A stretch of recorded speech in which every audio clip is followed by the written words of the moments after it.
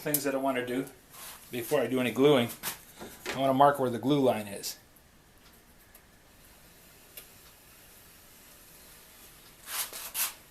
This little cheap square does a fine job of marking a glue line. I wouldn't want to try setting out mortise and tenons with this, but for a glue line, plenty good.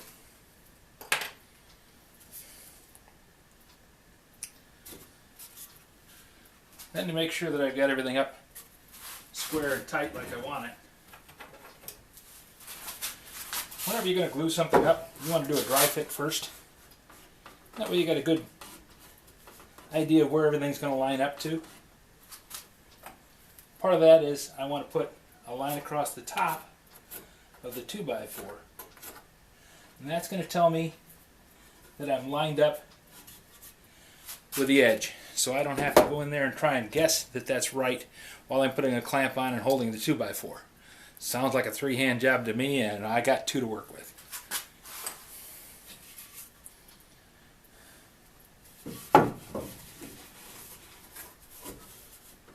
Okay, quick test fit.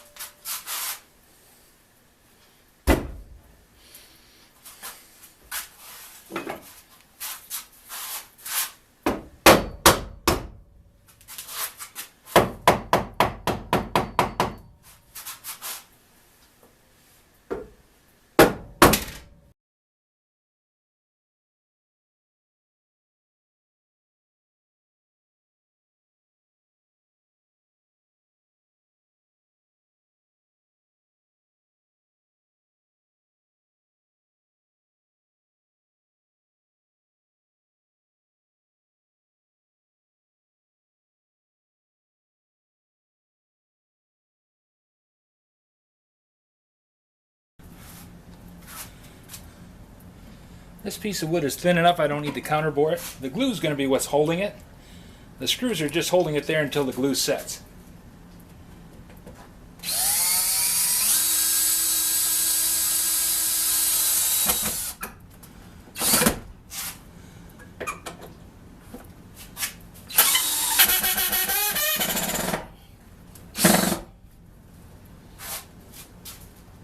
The next step is to cut a mortise in the front of this, so that I'll have a place for this vise jaw to go up inside of.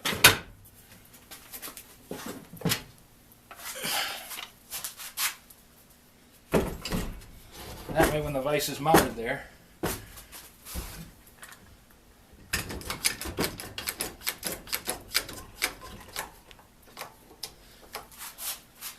this jaw will go flush against this surface and provide a nice even space all the way down the front of this to support a board.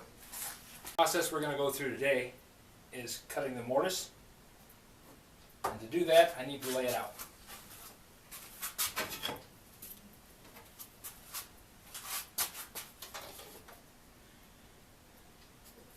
This jaw is 1.5 inches thick,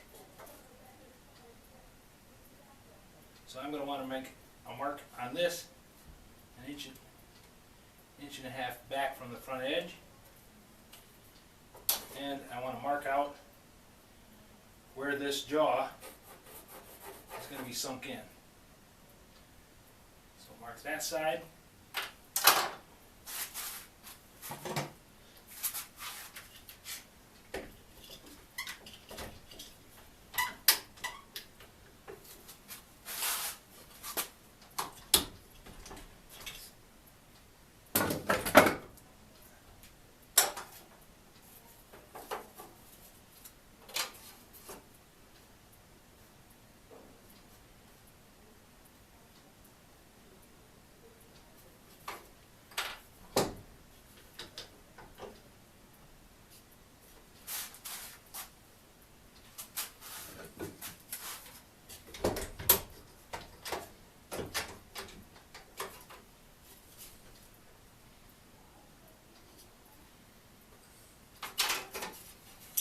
this side.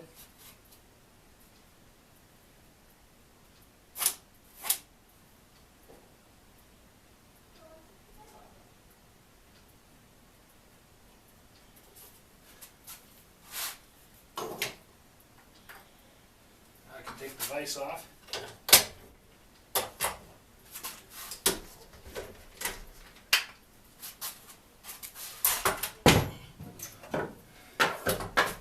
Back jaw is 9 1/8 inches wide.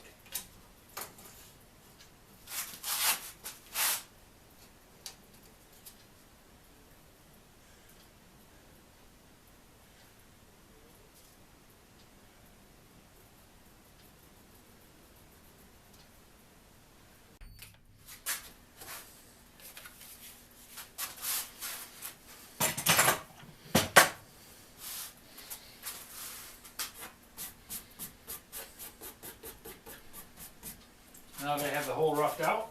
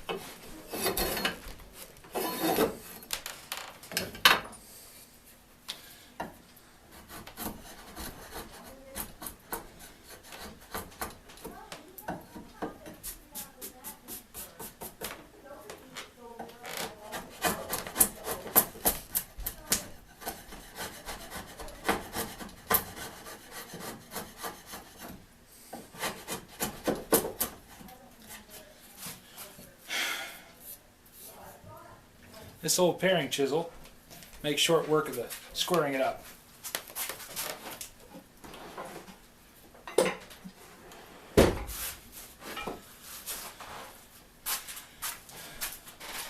Now for a trial fit. I expect it to be a little bit small, but we'll have to see what happens.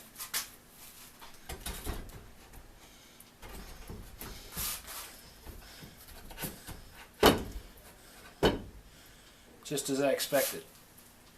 When I made these jaws, I made them slightly bigger.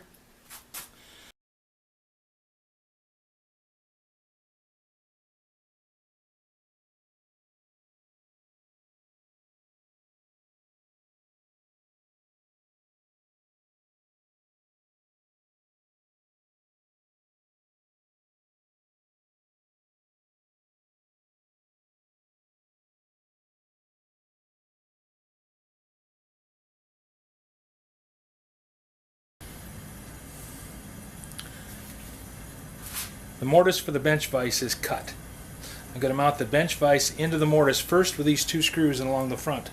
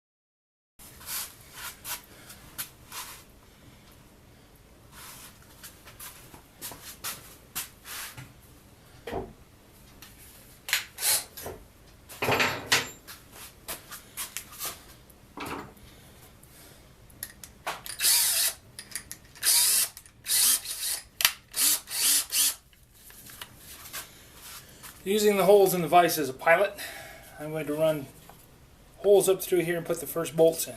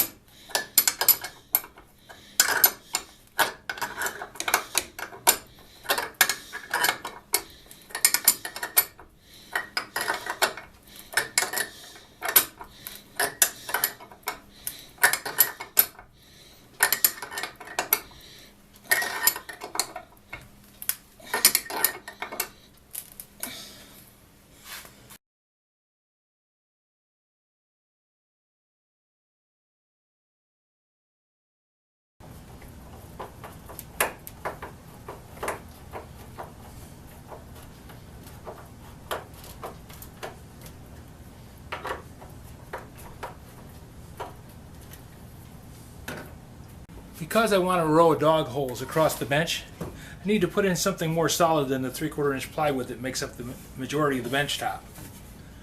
To do that, I've decided to use this piece of 2x6. That's going to give me 1.5 inch material for the dog to catch in. Now, it's 31 1/8 inches from the back to this edge. So I'm going to cut this off at 31 1/8. There's a step in this 2x6 to allow for the 3/4 inch plywood to come out flush with the 2x6.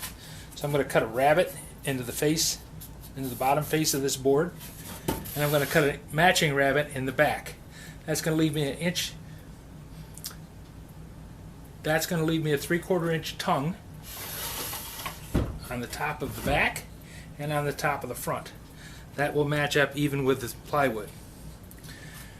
Because this is going to be a sacrificial piece, I may wear out a dog hole, seeing as how it's only pine. I'm not going to glue it in, I'm just going to put it in with screws. But I imagine it'll last a long, long time with the amount that I'm going to be using it.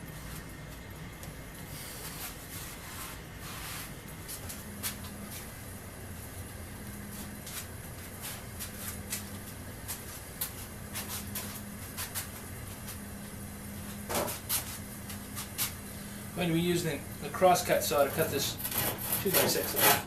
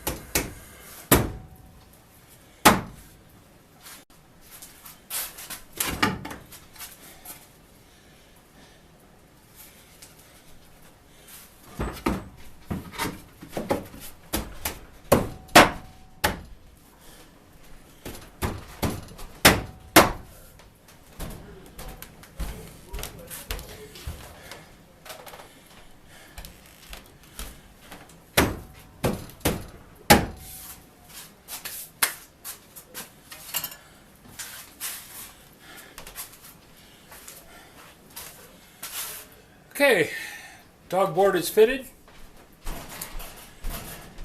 Now I have to lay down the 3/4 inch plywood decking.